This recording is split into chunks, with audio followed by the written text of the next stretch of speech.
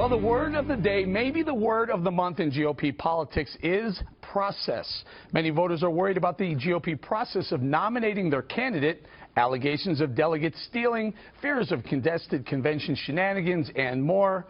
Over the weekend, the Colorado State GOP convention took place, and Ted Cruz scored a total victory, taking all 34 delegates. That without a single vote cast by a Coloradan. The process, folks. Anyway, Colorado shrinks the lead the frontrunner Donald Trump has over Ted Cruz to less than 200 delegates. But with a week and a day until the delegate-rich New York State primary, that gap is set to widen further as Trump holds a more than 30-point lead.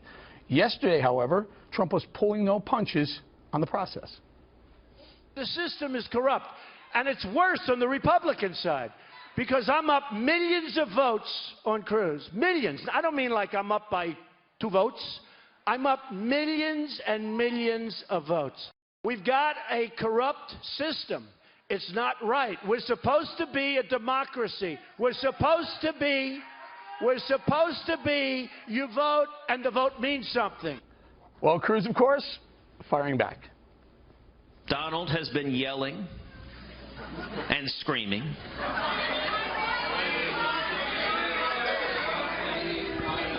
A lot of whining. I'm sure some cursing. And some late-night fevered tweeting.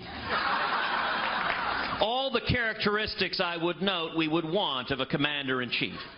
All righty, KG, bring us up to speed. A big weekend for Ted Cruz. He got all 34 Colorado votes. He did, and but this is also kind of what Trump is doing, is really pushing forward that narrative of, like, don't disenfranchise people, cast a vote, make it count, this process, and he's kind of setting the tone for what the argument might be if it goes to a contested convention, to say, we don't want to do politics like this. We want people's votes, rights, who they want to vote for, to be listened to and counted. So Colorado, he was making it more along the, lion Ted narrative, sneaky Ted narrative. Oh, he went and stole the votes from Colorado. What about the people in Colorado? So see if that sticks. You want to talk to us a little bit about the process? I mean, look, that is the process. Like it or not, in Colorado, they decided that way. The delegates are going to be deciding who they're going to vote for in the nominating process. They canceled the straw vote. And what they did was they did it by congressional district. And then they had this weekend the party, the Colorado State Republican Party convention. And that's where you see that when you don't have the infrastructure, you don't have the players on the ground, when you don't know the rules of the game, guess what? You lose. And not only lose, completely lose, 34-0. So this is what, Paul Manafort, who Trump has brought on now to handle, to kind of, shepherd his delegate handling responsibility, said, okay, forget about it, because we even sent in ballots with the wrong names on it. We didn't tell people who were the Trump delegates in Colorado. He admitted the mistakes. He says now going forward, give him a week or so, he's going to get this together.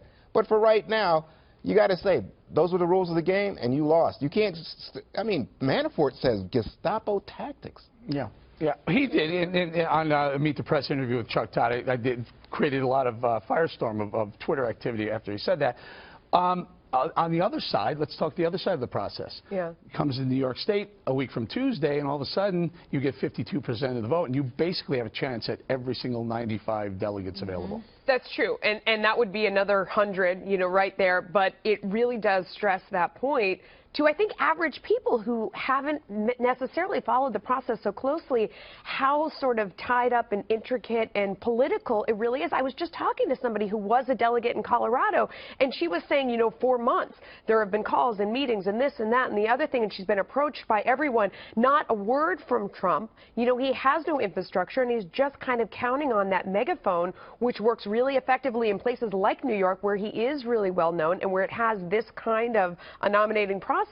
But in a place like Colorado, it doesn't count at all. And to Americans in other states, I think it's kind of shocking that this is how it works. What's shocking to me, Jesse, is that what we see, the process that we're seeing, and I frankly didn't even realize it was this way, that the votes, when people stand in line and they vote for somebody, it's really not even a vote. No. It's kind of a recommendation. That's right. It's like, I suggest you do this, but there's no strings attached. It's corrupt, but Trump knew it was corrupt, and he got out-hustled on the ground.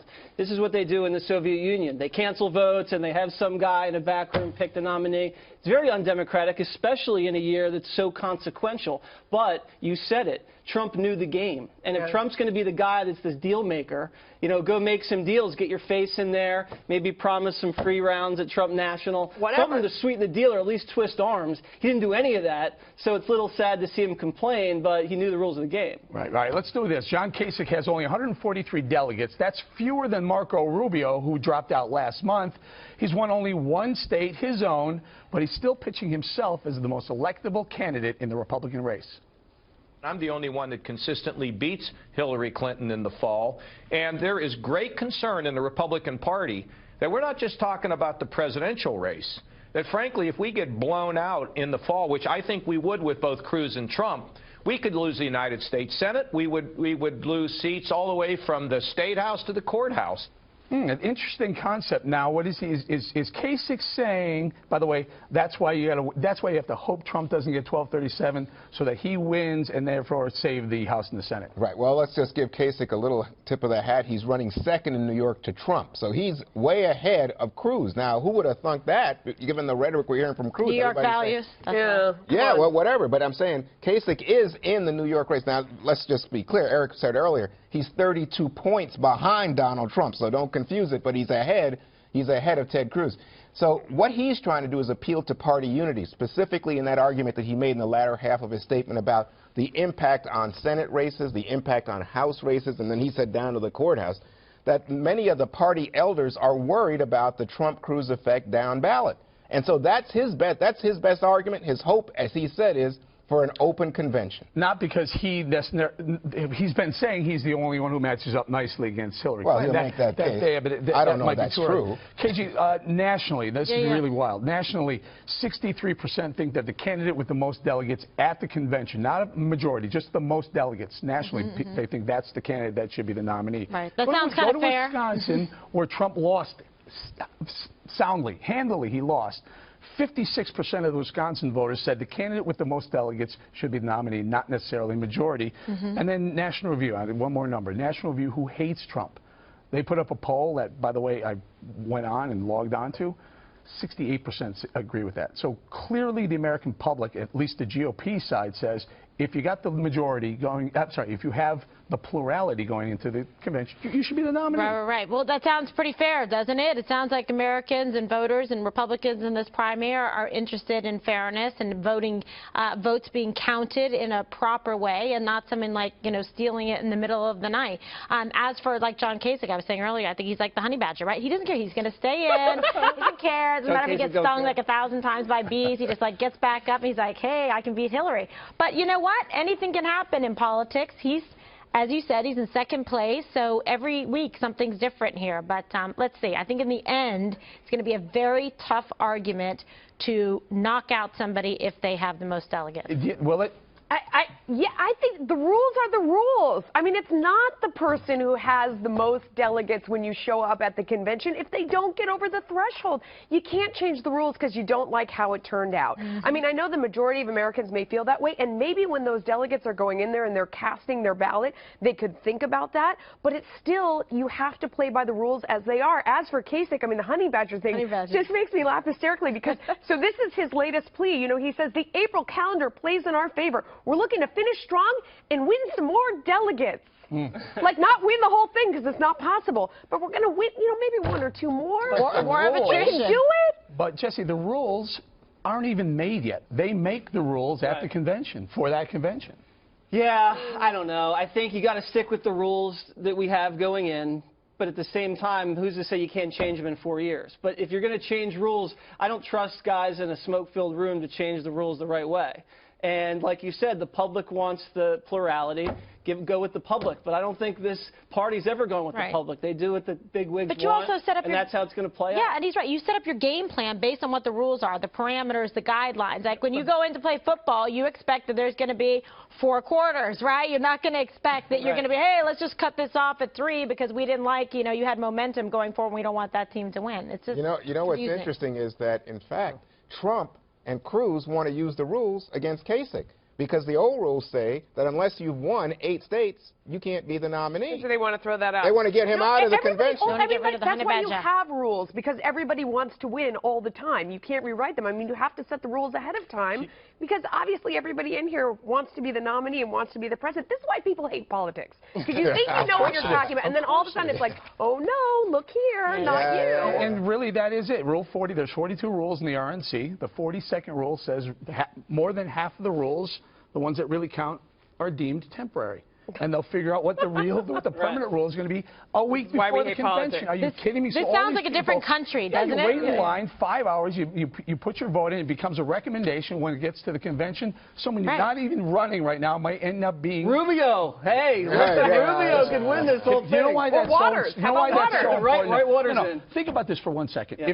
If Marco Rubio is doing what John Kasich is doing, you got to think that that's the play that the GOP is going to go for. Rubio's going to say, listen, I beat Hillary head-to-head bigger than I beat Kasich beats Hillary head-to-head. So why did you play drop that card? Why did you Rubio drop? He should have stuck in. Are you kidding me? He could have played Kingmaker. No, he didn't want to play. Wait, he still has more delegates than Kasich and more states. Right. Because he didn't want to. Right now, let's give everybody a realistic update on this. Oh, okay. Right now, Donald Trump, even with the lead he has, would have to win more than 60% of the... 58. Well, about 60. Some people have it higher. 60% or so, I'll give you that, of the remaining delegates from now on in order to get to 1237. And Paul Manafort said... What does Cruz need? He needs like 80 something. Right. Yeah. And by the way, Kasich needs 120. How is that possible? Right? Okay. But Paul Manafort also says that right now he expects that this will go to California. That means June. That means no candidate, nobody will get to anything, even in the frontrunner's top delegate counters estimate by the California primary. Hang on to this. What would the media do if any other candidate had this happen to him? Check out this cover of the Boston Globe from yesterday. The paper created a fake front page imagining what a Trump presidency might look like, and other media outlets actually covered the story as if it were real news. Now, here's Trump's reaction to this stunt. How about that stupid Boston Globe? It's worthless, sold for $1. Did you see that story? The whole front page, they made up a story that they pretended Trump is the president. And they made up the whole front page is a make-believe story, which is really no different from the whole paper for the whole thing. I mean, the whole thing is made up. All right, Melissa, New York Times bought the Globe in '93 for $1.1 billion. Right. And sold it in 2013 for $70. They lost 94% of the value of that company. That's right. I mean, it was bought eventually for, what was it, $50 million? You can't even get an apartment in New York for $50 million. They got all of the Boston Globe for that money. It's ridiculous. This is a classic Hail Mary from, like he said, a failing newspaper. That said, it is opinion. It is satire in the tradition of this country. So I can respect a stab at humor and then, you know, in the satirical sense. I can't imagine them doing it to Bernie Sanders, though. I mean, they could have followed that logical conclusion, had people in, you know, bread riots as we become a socialist country. Can you imagine they did to Hillary Clinton? Yeah. Lord. What's the... I mean, okay, I get it. You want to have some fun, but like Melissa said, are they that desperate for an eyeball? I don't think We're so. all talking about it. You know, here in New York, the New York Daily News is on their own agenda going their tirade against Trump. You see this in newspapers. The Philadelphia papers have done it to some extent too. So Boston, New York, Philadelphia. What do you see here? Well, they think that Trump is running a campaign unlike any other, and they're willing to do things unlike each other to say this guy's a potential demagogue. This is the whole front page. They didn't just do a fake, funny Not headline or an FU headline. I know. This is the whole front page. And where they the other actually big difference, Juan, I like every story. Deportations to begin. I think a lot of people in America would like that. Oh my goodness. It's like the New York Times doing it. We're starting with you, I mean, Juan. this is Boston Globe. It's like the New York Times doing it. When you talk about the Post and the Daily News, like they have this back and forth, left and right. When you see them doing things on the front cover where they're being kind of cheeky and they're being sarcastic, it's not normal for the Globe to do this. It would be like doing the New York Times doing something like that. You know what it reminds me? You know when these people are on their deathbed in the obituary it says, you know, instead of flowers, vote against Barack Obama. This is what the Globe is. They're dying. This is their last wish. Instead of a real reader, here we're going to catch you with this one. Okay. I'm going to leave it right there.